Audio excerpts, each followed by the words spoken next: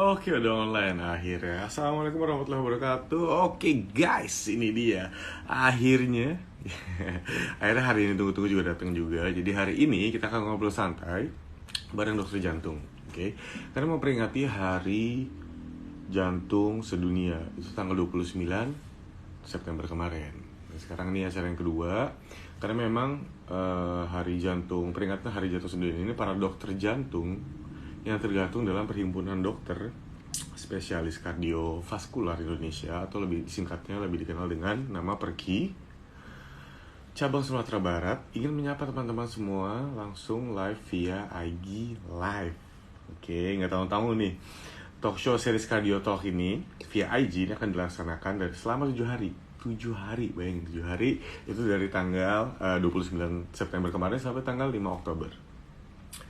Yang ditayangkan secara IG Live pukul 19.00 waktu Indonesia bagian Barat di Instagram @perkisumbar dan beberapa pihak yang terkait seperti sekarang nih padanginfo.id, Sudut Payakumbu, dan @warna 91,6 FM Padang. Oke, jadi buat teman-teman ini yang punya pertanyaan seputar jantung, kayak misalnya ada keluarganya yang mungkin ada keluhan tentang jantungnya, atau mungkin teman-teman sendiri yang ada keluhan tentang jantungnya, itu silakan join di event ini. Alright, talk show series Cardio Talk. Oke, ini the best banget sih. Oke, sebelumnya ini sekarang sebelum kita lanjut nih, saya masih nunggu konfirmasi dulu. Dari dokternya, karena kita ini hari ini akan menghadirkan Dokter Bobby Arfan Anwar, SPJP, dan dia SPJP FIHA. Okay. Konsultan SPJP konsultan FIHA. Dokter Bobby. Jadi Dokter Bobby Arfan Anwar, SPJP konsultan FIHA. Oke, jadi dia sangat menguasainya. Oke, sekarang tunggu dokternya di mana? Apa ini? Jantungnya udah kencang kalau dek mantan min mak yang. Oke, pergi sumber. Oke, bentar ya, ini lagi lihat yang live. Oke, kita tunggu dari Dokter Bobby Arfan Anwar. Right.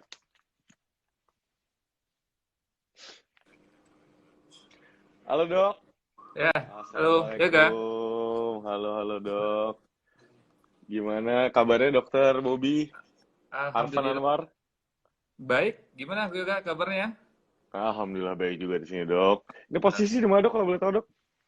Iya, sekarang di Padang. Saya di Widada Klinik. Sekarang di Padang, ini kliniknya Dr. Masrur. Kebetulan beliau guru kami. Jadi beliau berbaik hati meminjamkan ruangan beliau pada malam hari ini Yoga.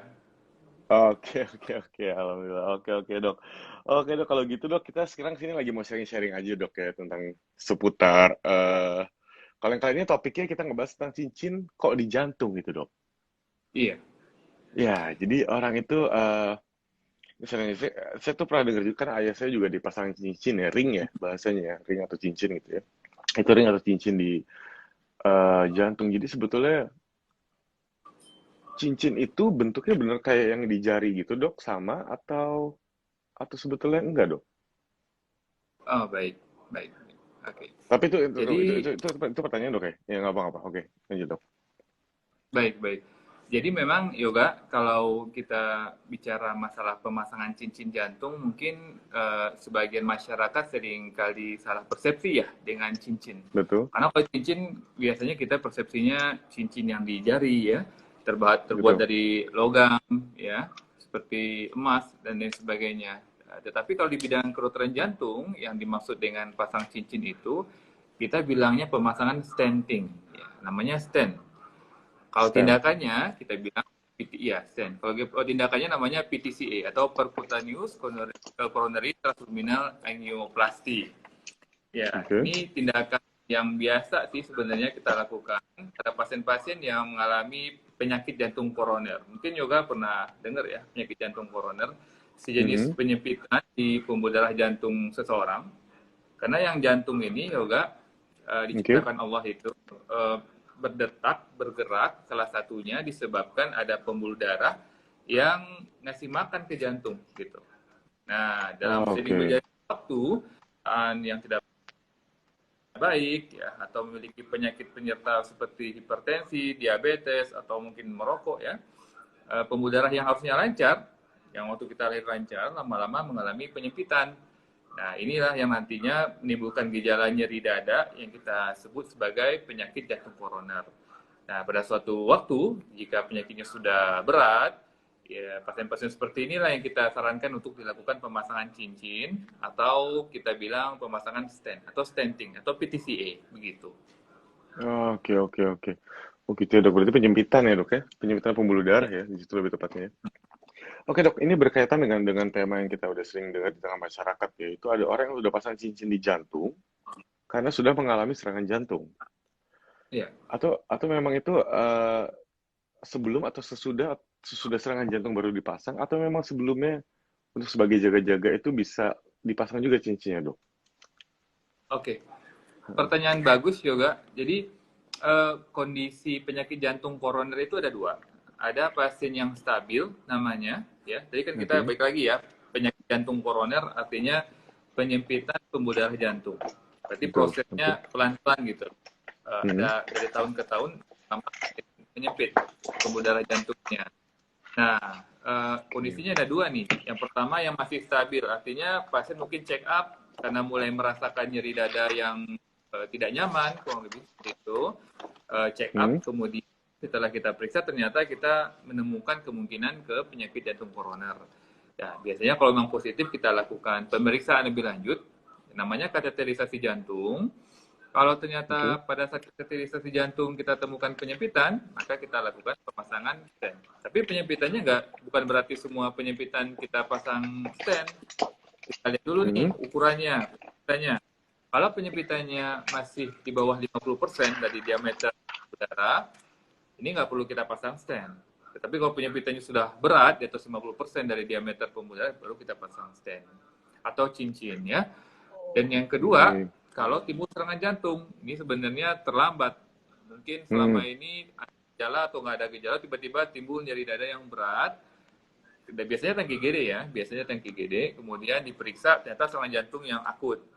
Ya, kemudian Oke. kita langsung tindakan pada kasus-kasus tertentu yang kita bilang sebagai STEMI atau yang kita curigai penyumbatan.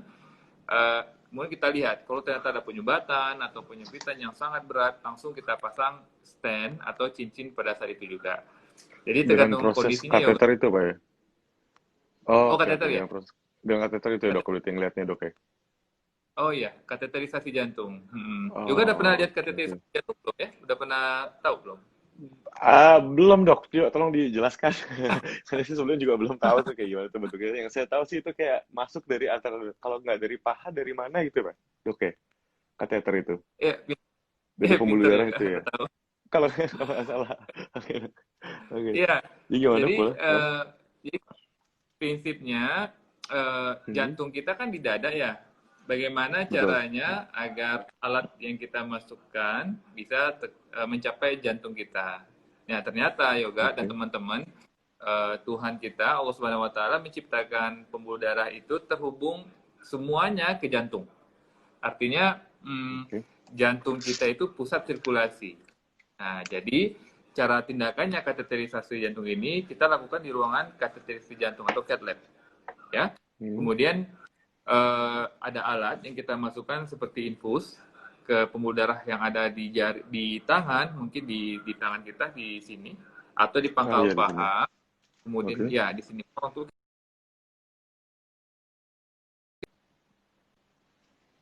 Oke, sorry, dok. kita Sinyal. ya. Kemudian di sana alatnya dipasang seperti infus, kemudian kita masukin kateternya yang cukup panjang, sekitar 1 meter lebih ke dalam pembuluh darah menuju ke jantung.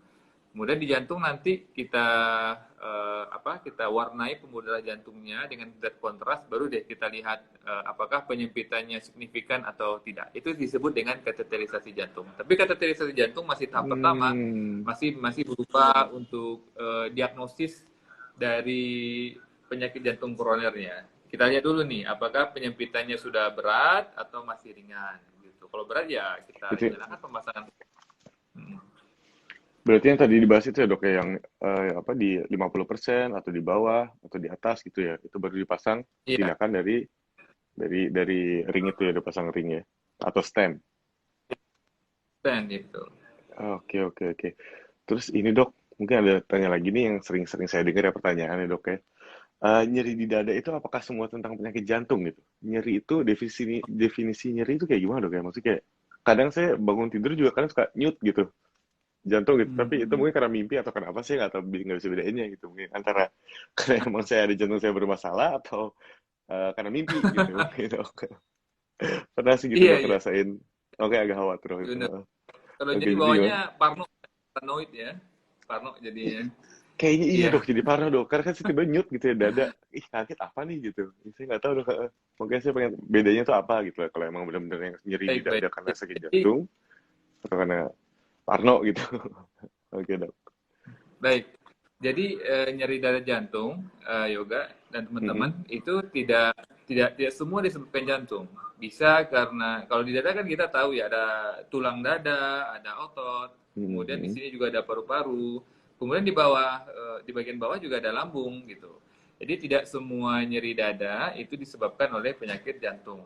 Ya, ada beberapa ciri khas penyakit jantung. Yang pertama nyeri dadanya seperti apa? Yang pertama jika nyeri dadanya itu timbul pada saat beraktivitas, bukan pas waktu bukan bukan waktu baru bangun tidur ya, pada saat Oh, oke dok ya. beraktivitas. Jadi Mhm. misalnya mungkin selama ini nggak pernah nih, misalnya lari, sepeda, treadmill dan segala macam nggak ada masalah. Tiba-tiba sekarang waktu lagi puncak olahraga, dadanya terasa berat gitu.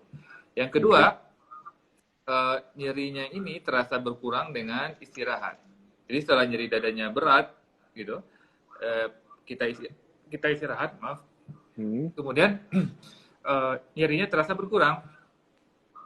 Dan kemudian yang ketiga, nyeri ini terasa di dada tengah, di tengah atau di kiri, bisa disertai penjalaran ke lengan kiri. Gitu. Jadi tidak semua nyeri dada karena jantung ya. Kalau misalnya kayak Yoga bilang tadi waktu baru bangun agak nyeri, bisa jadi karena otot saja, posisi tidur mungkin, atau masalah pencernaan Oke. ke jantung. Oh, oke. Berarti kalau udah sampai ke bawah ke tangan kiri itu baru mungkin kemungkinan besar itu jantung gitu dok ya. Iya bisa, tapi ya dilihat lagi Oh, Yoga, oke. apakah nyerinya ini Pas dicetuskan lagi kegiatan aktivitas. itu ya. Mhm. Iya. Oh gitu. Oke, oke dok, thank you banget dok. Oke, oke, oke. Terus ada lagi dok, ini pertanyaan lagi dok ya. Maaf ya dok, ini jadi banyak nanya dok. Apa dok ya? Oke dok. Cincin di jantung itu pemasangan cincin atau stem itu yang di stem yang di jantung itu begitu meninggal, apakah harus dilepas atau enggak dok sebenarnya? Atau Oke. memang menurut persepsi masing-masing aja, menurut agamanya masing-masing atau gimana? Baik. Jadi gini, Mhm. stand itu ukurannya sangat kecil ya, sangat kecil sekali. Ukurannya paling sekitar 2 milimeter atau 1, sekian senti, 1 senti. Itu udah cukup panjang. Ukurannya Oke. macam-macam ya. Jadi itu sangat kecil. Dan jika sudah terpasang di pembuluh darah, dia akan menyatu dengan pembuluh darahnya gitu. Jadi kalau udah menyatu ya kita tidak bisa lagi untuk mengambil cincin ini. Nah, jadi kalau Oh, misalnya ada udah seseorang. nempel gitu. Oke. Iya, nempel, nempel. Dia akan nempel dengan Hmm. pembuluh darah. Kemudian kalau sudah menempel dengan pembuluh darah, ya dia akan menyatu gitu. Dia tidak akan mungkin bisa kita buka lagi. Jadi kalau ada seseorang yang ya kadarullah meninggal karena serangan jantung atau karena penyakit jantungnya, sementara dia sudah dipasang Pasang ring. stent, kita Mhm. tidak pernah melakukan pembukaan stent lagi karena memang sudah menyatu dengan pembuluh darah. Oke, oke, oke dok. Oke dok, ini ada pertanyaan nih dok dari penonton kita, teman kita ini Abu Syahbiru. Oke dok, kalau orang yang seharusnya dipasang cincin, dianya tidak mau. Apakah dokter ada saran untuk menyarankan minum obat rutin dan apa resikonya kalau tidak mau dipasang cincin? Baik, baik. Oke. Memang kita lihat kasus per kasus ya. Mungkin buat teman Mhm. yang bertanya tadi, kita lihat kasus per kasus. Kalau seandainya sebaiknya dipasang cincin karena mungkin stent karena pernah serangan jantung yang berat, maka ini yang terbaik. Tetapi mungkin kondisi berbeda-beda ya. Mungkin ada pasien yang takut atau karena pandemi takut ke rumah sakit. Iya Boleh betul. kita pertimbangkan untuk obat-obatan saja. Eh, Hmm. kita lihat nih obat-obatnya apakah pasien bisa minum secara teratur atau tidak begitu. Tapi Oke. yang jelas buat siapapun pasien jantung yang menderita penyakit jantung, yang penting adalah mengubah kebiasaan hidup. Ya, di antaranya apa? Kalau seandainya mungkin kalau pasien ini merokok seperti itu, dia harus berhenti, harus stop, segera berhenti secara Stop total. ya. Ya, Oke. Rokok dan ya kopi dok karena ya. kalau pasien saya,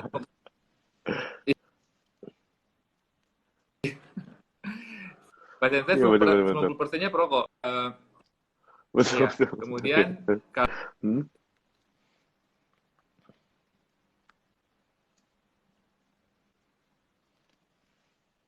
maka harus dikontrol tekanan darah tingginya, begitu juga dengan penyakit diabetesnya. Jadi kalau misalkan pasien saat ini belum ingin dipasang cincin, boleh ya, tetapi dengan kontrol ketat terlebih dahulu. Kemudian memperbaiki kebiasaan hidup, ya, minum obat teratur, kemudian juga olahraga ringan secara teratur. Ya, kalau untuk olahraga pasien jantung berbeda ya yoga ya, tidak sama dengan Hmm. yang tidak ada penyakit jantung. Tidak disarankan olahraga kompetitif seperti bola kaki, sepeda apa namanya cepat begitu atau main bulu tangkis jangan. Cukup jalan kaki atau sepeda santai 15 sampai 30 menit per hari. Hmm, Berarti kardio aja dok ya. ya. Lebih jalan santai. Yang penting keluar keringat gitu-gitu ya dok ya. Kalau udah untuk pasien jantung ya. Oke oke oke oke dok. Oh iya dok. Saya juga pernah dengar ya dok ya. Itu ada orang yang dipasang cincin udah sekali nih ya. Dipasang cincin sekali. Tapi ternyata berapa tahun kemudian harus dipasang lagi dok. Nah itu Hmm. apakah mungkin itu untuk memasang beberapa cincin di beberapa pembuluh darah itu, stem itu, masang stem, Oh ya, itu mungkin baik. ya? Hmm. Iya, kembali tadi yoga kita lihat lagi. Jadi gini, pembuluh darah jantung kita itu ada tiga. Ada tiga di kiri dan di kanan jantung. Yang di kiri jantung ada dua cabang, yang di kanan ada satu. Jadi ada tiga pembuluh darah. Jadi kita lihat lagi nih, penyempitan atau penyumbatannya ada di berapa pembuluh darah gitu. Kalau misalnya ada tiga pembuluh darah yang bermasalah misalkan seperti itu, mungkin sekarang dipasang satu atau dua cincin dulu di pembuluh darah yang bermasalah yang paling berat. Yang Jadi penyempitan, dulu oke. kita Hmm. awasin dulu. Kalau ternyata setelah pasang cincin yang gejalanya, berarti kita pikir mungkin penyempitan di pembuluh darah yang lain perlu ditindak. Yang seperti itu. Jadi kita lihat klinis lagi ya. Jadi kalau seandainya memang dibutuhkan untuk pemasangan cincin di beberapa pembuluh darah, maka mungkin dipasang di satu atau dua pembuluh darah. Tapi kadang juga pernah sih kasus-kasus pasien yang agak bandel. Artinya pasiennya dulu Oke. udah pasang cincin, udah pasang stent, kemudian masih nggak minum obat atau masih merokok. Akhirnya cincin yang dipasang sebelumnya mengalami penyempitan lagi, gitu. Bisa seperti itu. Oh, Serangan bisa jantung juga ulangan dok ya? bisa, bisa, bisa Oke, timbul oke, serangan oke. jantung ulangan lagi gitu. Jadi pada kondisi seperti ini kita lakukan pemasangan cincin ulang dengan yang sama. Nah, ini pentingnya buat orang-orang yang sudah pernah benar-benar disiplin gitu. Jangan sampai sudah pasang cincin, udah enakan, kemudian kembali merokok, kembali gaya hidup yang tidak baik. Dia benar-benar dijaga yoga. Hmm. Oh, oke, oke, oke. Berarti eh, katanya ada ini ya, obat pengencer darah juga ada ya dok ya? Kalau habis pasang stem itu ya. Itu juga harus rutin dipakainya ya? Atau hanya beberapa Iya, kasus aja yang seperti itu? Atau memang hampir semuanya untuk untuk obat pengencer darah itu? bisa diulang yoga karena kayaknya putus-putus deh. Oh, betul, betul. Oh, sorry, sorry. Oke dok, jadi gitu. Jadi kan setelah dipasangin stem, dipasangin cincin itu biasanya dikasih obat yang rutin yang harus diminum setiap hari yang tadi dibilang sama dokter itu kan Iya. harus rajin. Itu salah satunya itu obat pengencer darah bukan dok? Atau itu emang nggak di semua kasus obat pengencer darah diharuskan untuk minum selalu? Oh iya, benar. Salah satu obat yang wajib bagi Hmm? pasien-pasien penyakit jantung koroner, apalagi Hmm? pasien yang sudah pasang stent atau cincin, ya obat pengecek darah gitu ya, seperti Aspilet, Clopidogrel, obat yang mesti rutin pasien minum. Karena masalah utama pasien-pasien dengan penyakit jantung koroner, masalah kekentalan pembuluh darahnya. Kekentalan darahnya, maaf. Oh, Sehingga oke kita oke butuh oke. obat pengencer darah. Jadi kalau orang-orang yang kayak merokok, diabetes gitu, ya, kolesterol yang tinggi, kadar kekentalan darahnya tinggi. Ini yang suatu Hmm. saat mengganggu aliran darah juga, menyebabkan penyempitan atau plak aterosklerosis yang kemudian menimbulkan penyempitan pembuluh darah jantung. Jadi benar kata Yoga bahwa salah satu obat yang rutin harus diminum oleh pasien adalah pengecek darah, begitu. Iya, mungkin Oh, seumur oke hidup. oke oke dok. Seumur hidup ya jatuhnya itu dok ya. Dan dibarengi sama olahraga juga berarti ya tetap ya. Iya tentu. Terus ini mungkin udah dijawab semua ya. eh oh iya, oh di ini. Kalau kalau cincin, oh ada yang nanya nih dok, sorry dok. Tadi ada yang nanya dari Nick Fan. Oke, dari Nick Oh, Fan ini untuk Dokter Bobby. Oke, apakah pasien post PCI bisa berolahraga secara rutin seperti orang pada umumnya?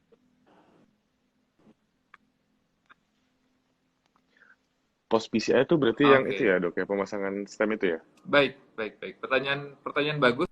Ya, Oh, percutaneous intervention, nama lain dari pasang cincin, pasang stenting gitu. Iya, oke oke benar. oke Jadi oke oke. pertanyaan bagus, apakah orang yang sudah pernah pasang cincin atau PCI bisa berolahraga seperti orang lainnya? Ini jawabannya kembali dari kasus per kasus, teman-teman semua, Yoga ya. Jadi Mhm. kalau seandainya pasien yang dipasang cincin ini sebelumnya pernah serangan jantung yang berat seperti itu, artinya kemungkinan jantungnya sudah bermasalah, ini harus kita nilai dulu apakah jantungnya cukup kuat atau tidak untuk berolahraga tertentu. Ya, ini Oke. harus hati-hati. Jangan sampai ada pasien yang baru serangan jantung, kemudian melihat temannya itu olahraga, dia pun olahraga. Naik gunung, sepeda yang ngebut ya, main bola, ini Hmm. bahaya. Jadi lihat kasus per kasus. Kalau seandainya nanti setelah kita nilai jantungnya cukup baik, ya cukup kuat, olahraga yang kita sarankan biasanya cukup olahraga yang aerobik seperti jalan kaki santai atau sepeda santai atau mungkin berenang santai diperbolehkan, tapi ini dengan pengawasan tentunya. Jadi intinya boleh olahraga tapi olahraga yang terukur. Jangan sampai olahraga kompetitif dulu. Begitu. Jadi memang dilihat dari kasus per kasus. Hmm. Oh gitu. Oke oke oke dok. Berarti emang nggak bisa disamain semua ya, karena setiap orang pun beda-beda gitu, walaupun udah dipasang Iya, stemnya atau benar. enggak gitu ya. Hmm. Oke oke oke oke. Tapi kalau yang saya tangkap tadi berarti emang kalaupun sudah dipasang pun itu tidak boleh olahraga berat gitu kayak main bola atau segala macam itu udah benar-benar nggak boleh ya dok ya berarti ya. Iya, Dan makanan benar. makanan dijaga, Kalau rokok stop, kopi stop, oke. Itu harus tahu semua dok berarti ya. kalau kopi boleh yoga, kopi boleh. Oh kopi masih boleh. Oh, oke alhamdulillah. Oke berarti rokok aja nggak boleh dok Boleh. ya. Rokok aja yang di stop. Masalah Oke Rocky, siap dok. Heeh. rokok tambah kopi yang masalah. Kalau bisanya kopi doang masih boleh. Oh, Tapi oke oke oke. catatannya kalau pasien tersebut tekanan darah tinggi, kopinya ditahan dulu, tunggu dulu. Karena kopi Oh bisa iya. meningkatkan tekanan darah gitu. Jadi kembali ke pasien per pasien nih, kalau misalnya ada tekanan darah tinggi, kita kasih obat dulu terkontrol, bolehlah minum kopi sekali-sekali, boleh. Tapi jangan Hmm. sambil merokok ya, gitu. Tetap tetap rokok musuh utama loh dok ya. Oh iya, Tetap rokok nggak boleh dok. Oke iya. oke dok ini ada lagi nih dok. Eh, boleh nggak dok kasih contoh kayak gambarnya atau ilustrasi gitu untuk tindakan gitu dok? Karena kan mungkin untuk teman-teman ini belum ada yang tahu contoh tindakannya itu kayak gimana. Itu dokter bisa ngasih ilustrasi nggak dok kira-kira? Iya sebenarnya tadi saya mau siapin gambar, tapi Mm-mm. kayaknya nggak support ya di sini. Oh di IG. Oh Karena nggak bisa. Oh, oke oke nggak apa-apa dok. nggak Nggak apa apa-apa, nggak nggak apa. apa-apa. Aman dok.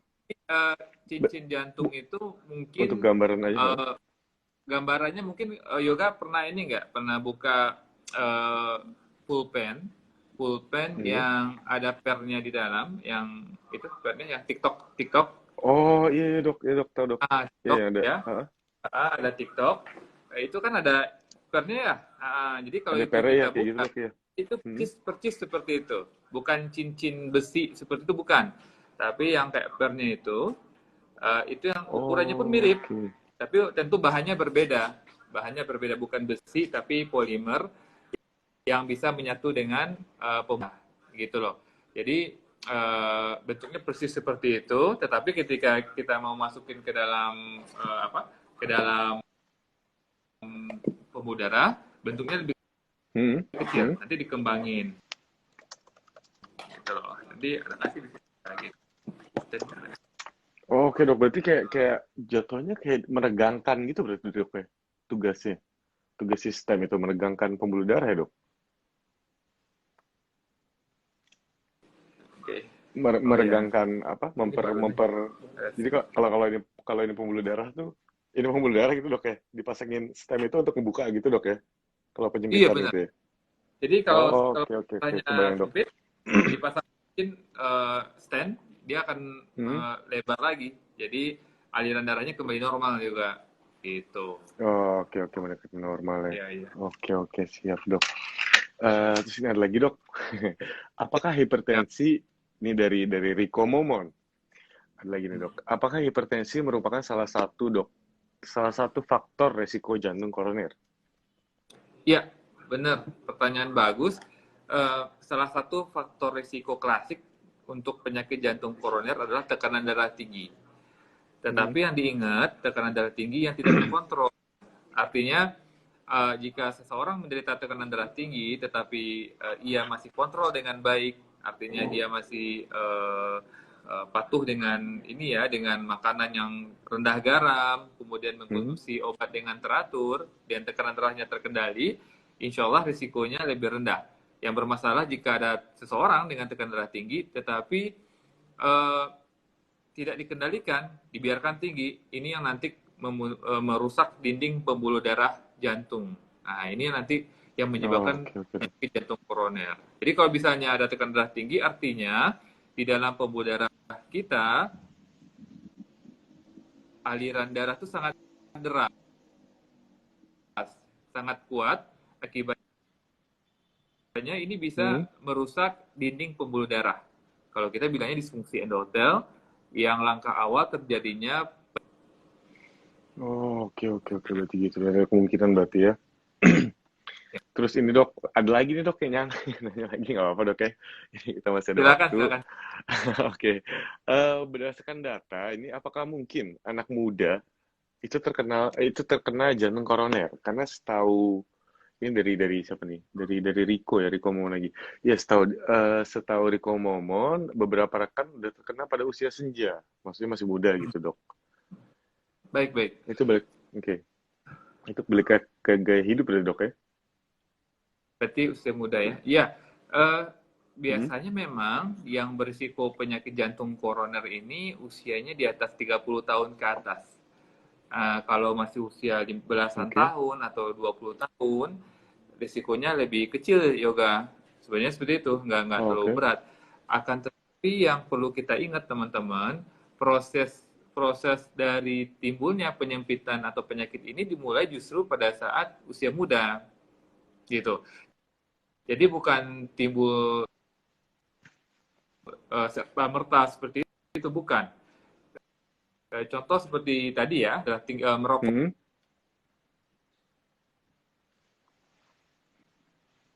seperti itu kan biasanya merokok di usia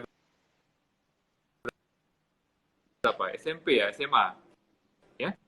Nah, di situ sudah mulai SMA timbul mungkin dok lama itu dok. dari gangguan pembuluh darah sudah terjadi Hmm. ketika seseorang Saya mulai SMA. merokok di usia yang Yes, dok. sangat muda. Oke. Semoga bisa berhenti merokok ya.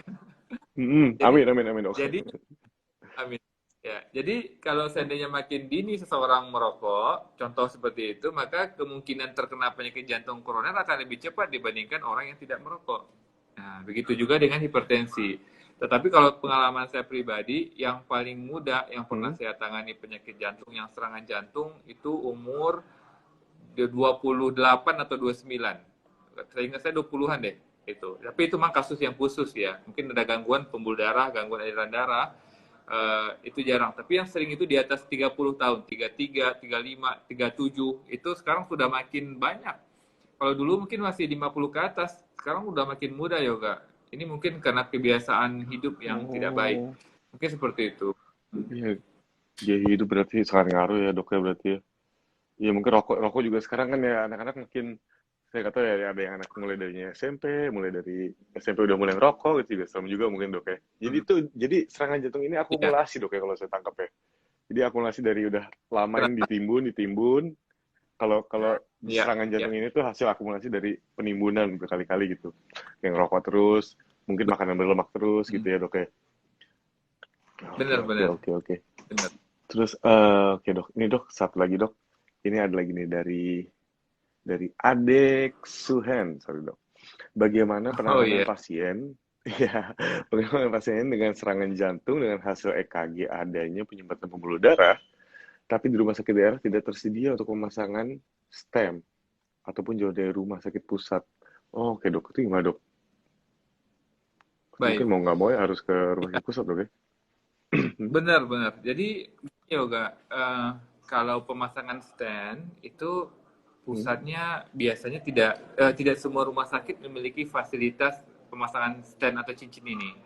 Contoh di Padang, di Sumatera Barat, kita yang aktif pemasangan stand saat ini mungkin hanya di Rumah Sakit M. Jamil. Rumah sakit rujukan utama kita saat ini. Baru itu. Dan yang satu lagi di Rumah Sakit oh, Ahmad oke. Mukhtar Bukit Tinggi. Maaf, tambahan. Ada dua nih. Yang Ada Bukit menjadi Tinggi ada juga masalah kan? ketika ternyata Hmm, kita tidak bisa melakukan tindakan di rumah sakit eh,